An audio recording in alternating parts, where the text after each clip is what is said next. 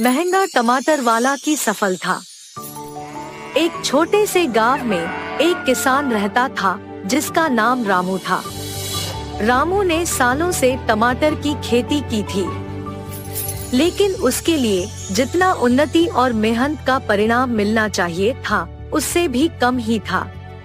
टमाटर के उत्पादन की वजह से गांव के स्थानीय मार्केट में इसकी कीमतें लगातार बदलती रहती थी।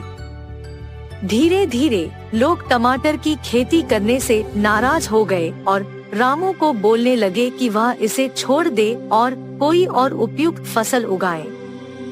शुरुआत में रामू को यह बातों ने बहुत परेशान किया, लेकिन वह हार नहीं माना। उसने अपनी मेहनत जारी रखी और टमाटर की खेती करते रहे। वह अपने किसान मित्रों की सलाह नहीं मानता था और उनके लिए यह सब केवल एक समय की समस्या थी जो शीघ्र ही हल हो जाएगी। लेकिन वक्त बीतते ही स्थिति और खराब होने लगी और रामू के लिए चुनौती बन गई। गांव के अन्य किसान दिन ब दिन टमाटर खेती छोड़ते गए क्योंकि उन्हें बार बार नुकसान हो रहा था, लेकिन रामू का मन बिल्कुल नहीं हिला। वह अपनी मेहनत करते रहे और अपने सपनों को पूरा करने के लिए अपनी प्रतिबद्धता बरकरार रखता था। दिन ब दिन समय बदला और एक दिन गांव में टमाटर के उत्पादन से पूरे उत्तर भारत के कुछ और गांवों में अचानक बढ़ोतरी हुई। यह वक्त रामू के लिए बड़ी अचानकी थी। उसकी खुशी की कोई हद न थी क्योंकि उस बढ़ती हुई मांग ने टमाटर के दामों में तेजी से बढ़ोतरी की थी।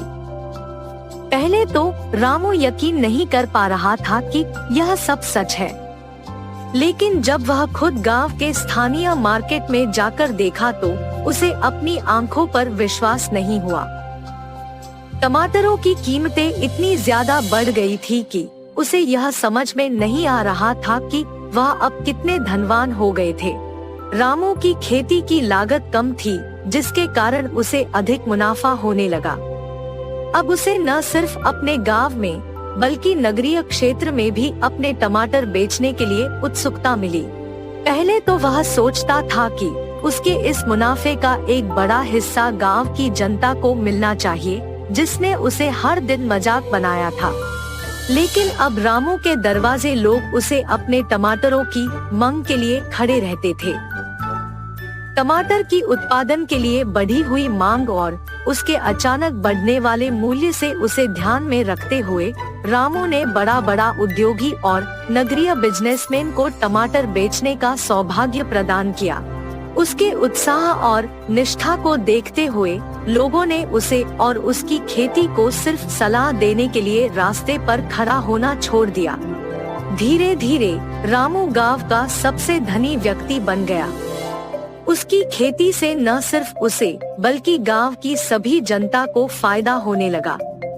उसने न केवल अपने परिवार की आर्थिक स्थिति सुधारी बल्कि गांव में शिक्षा के लिए स्कूल और बिजली के लिए उपकरण स्थापित किए। रामू की कहानी गांव के चर्चा का विषय बन गई। लोग अब उसे सम्मान से देखते थे और उसे महंगा टमाटर वाला कहकर भावुक हो जाते थे। रामू के कड़ी मेहनत और साहस ने उसे एक सफल और धनी व्यक्ति बना दिया था, जिसका सपना पूरा हो गया था। इस कहानी से हमें एक सीख मिलती है कि अगर हम किसी भी मुश्किल दौर में भी अपने सपनों को नहीं छोड़ते हैं, मेहनत करते रहते हैं और अपने लक्ष्य को पाने के लिए निष्ठा बनाए रखते हैं, तो हम अपने जीवन में बड़े सफलता को प्राप्त कर सकते हैं। एक लंबे समय पहले एक गांव में सात्विक, उसकी माँ शांति, पिता रामचंद्रा और पत्नी अमृता सब एक छोटे घर में रहते थे। रामचंद्रा खुद से टमाटर उगा के उनको बेचता था। सात्विक को उसके पिता का काम नहीं पसंद था क्योंकि उसके लिए बहुत मेहनत करनी पड़ती थी। इतना ही नहीं, वो कोई काम नहीं करता था और घर पे ही बैठे रहता था। बेटा सात्विक, मुझे इस टमाटर व्यापार में मदद कर सकते हो ना? मैं तुम्हें टमाटर उगाना सिखाऊंगा और तुम टमाटर का व्यापार चलाना भी सीख पाओगे। उतना मेहनत लगा के काम कौन करेगा?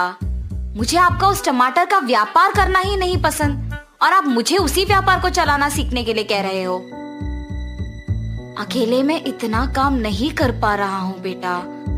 मेरे साथ काम करोगे तो मेरा भी मदद हो जाएगा और व्यापार भी सीख पाओगे तुम। इसीलिए मैंने इसे पूछा था बेटा। पिताजी, इसके बाद मुझे कभी भी आपके साथ काम करने के लिए मत बुलाइए। मुझे वो व्यापार करना बिल्कुल नहीं पसंद। मैं आपका मदद नहीं करूंगा। रामचंद्र उसके बेटे की बातें सुन के दुख होता है, लेकिन उसके बेटे को दुखी ना करने के इरादे से सारे काम वो अकेले करके टमाटर का व्यापार चलाता था।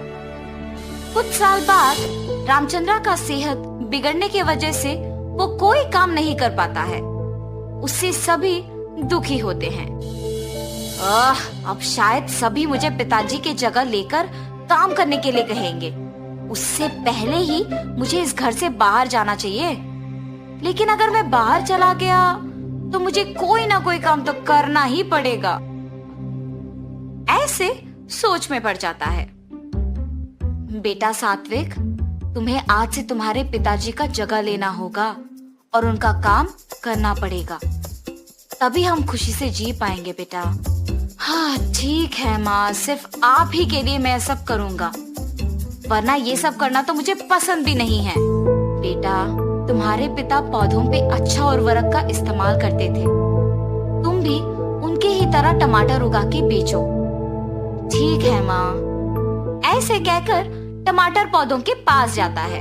ये टमाटर पौधे तो ठीक ही लग रहे हैं, इनके लिए उर्वरक की कोई जरूरत नहीं है, सिर्फ इन्हें बेचना काफी है।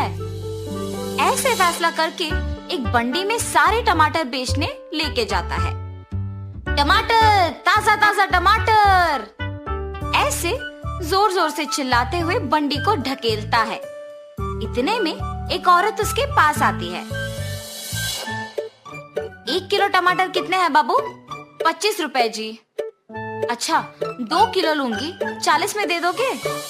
अगर आपको लेना है तो 25 में लीजिए, वरना नहीं, मैं किसी और को बेच दूंगा।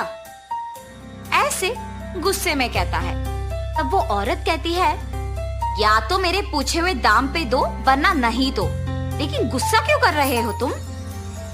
ये कह के वो औरत बिना टमाटर खरीदे वहाँ से चले जाती है। उस दिन उससे कोई भी टमाटर नहीं खरीदता है और वो सारे टमाटरों के साथ घर लौटता है। व्यापार अच्छा चला है बेटा। कोई भी आज मुझसे टमाटर नहीं खरीदा माँ। ऐसे अपनी माँ को सब बताता है। इस गुस्से के साथ व्यापार नहीं कर पाओगे बेटा। अगर तुम अपना व्यवहार बदलोगे तो ही लोग तुमसे टमाटर खरीदेंगे। ठीक है माँ। ऐसे कहता है, मगर वो उसका व्यवहार नहीं बदलता है और ऐसे ही टमाटर बेचता है। इसके कारण कोई भी उससे टमाटर नहीं खरीदते थे और वो सारे टमाटर घर वापस लाता था। हर रोज टमाटर बेचे बिना वापस घर लाने पर उसकी माँ भी उसे कुछ नहीं कहती थी और पके हुए टमाटरों से अचार बना के बेचना शुरू करती है। उनका बनाया हुआ अचार स्वादिष्ट रहने पर बहुत लोग उनसे ये अचार खरीदते थे।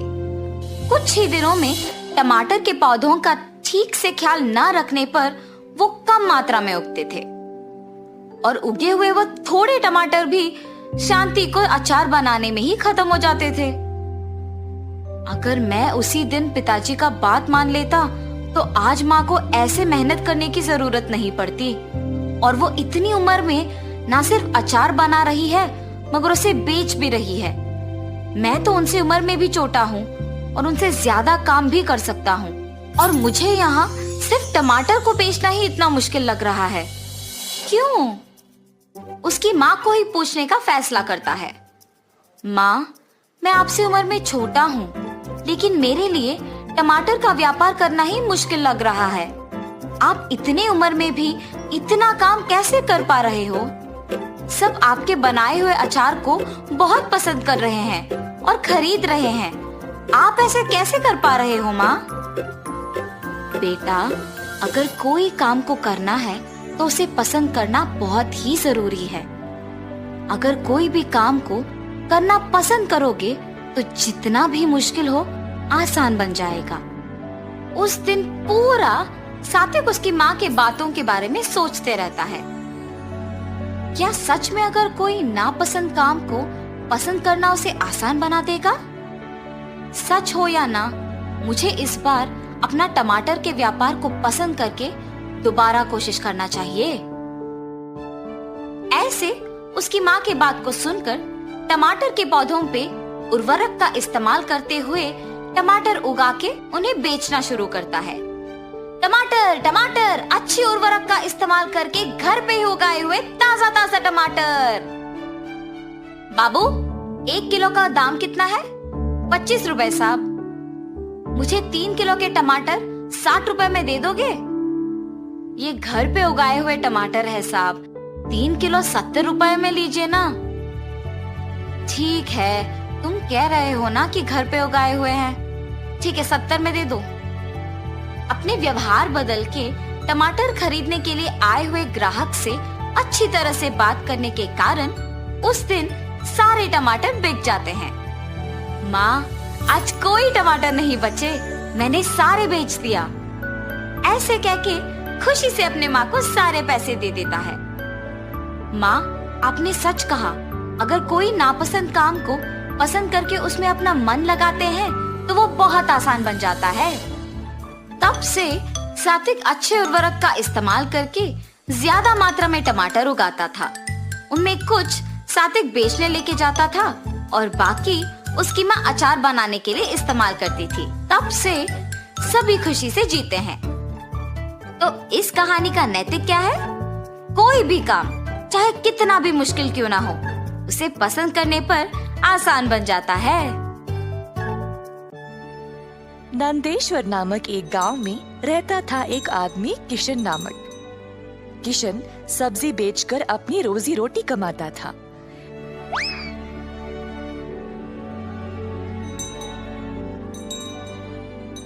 किशन अकेला था तो उसी को खेत जाकर किसानों से सब्जी लाना पड़ता था। अपनी मेहनत की कमाई किशन बहुत संभाल कर जमा करता था, परंतु किशन अपनी कमाई से संतुष्ट नहीं था और कुछ अच्छा और बड़ा करना चाहता था। एक दिन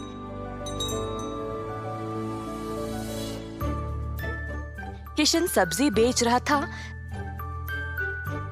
जब एक बूढ़ी महिला अपने सिर पर सब्जी की टोकरी लिए जा रही थी। सब्जी ले लो, सब्जी ले लो।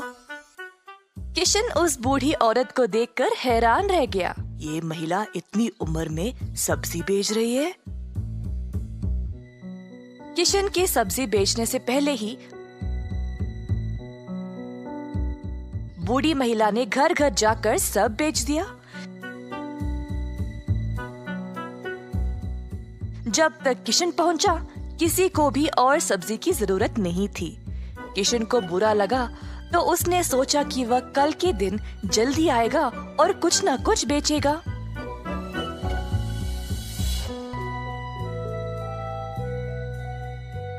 परंतु अगले दिन भी वही हुआ। कुछ दिन बीत गए और किशन जानना चाहता था कि यह बूढ़ी महिला इतनी जल्दी सब्जी कैसे बेच रही थी। तो वह उसका पीछा करने लगा। बूढ़ी महिला को पता चल गया और फिर उसने मुड़कर किशन से पूछा, बेटा, तुम मेरा पीछा क्यों कर रहे हो? क्या जानना चाहते हो? आओ पूछो मुझे। मुझे माफ करिएगा, पर मैं हैरान हूँ ये देखकर कि आप सब्जी हर रोज इतना जल्दी जल्दी कैसे बेच रही है। कुछ दिनों से मैं कुछ भी नहीं बेच पाया और मुझे पता नहीं मैं क्या करूँ।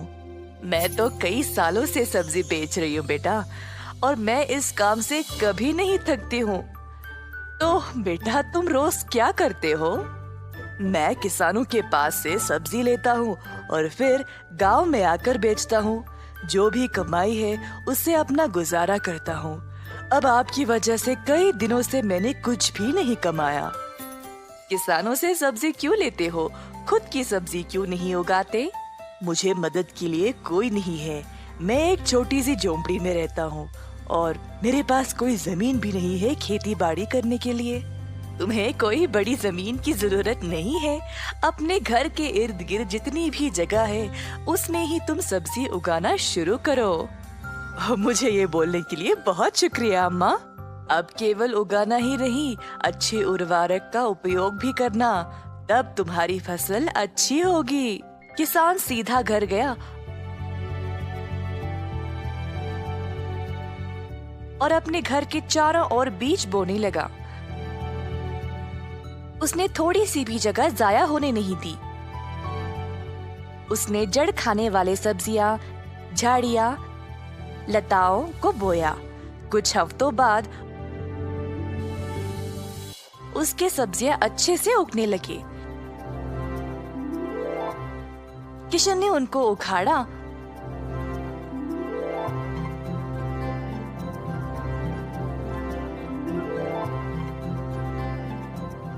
और गांव गया बेचने के लिए।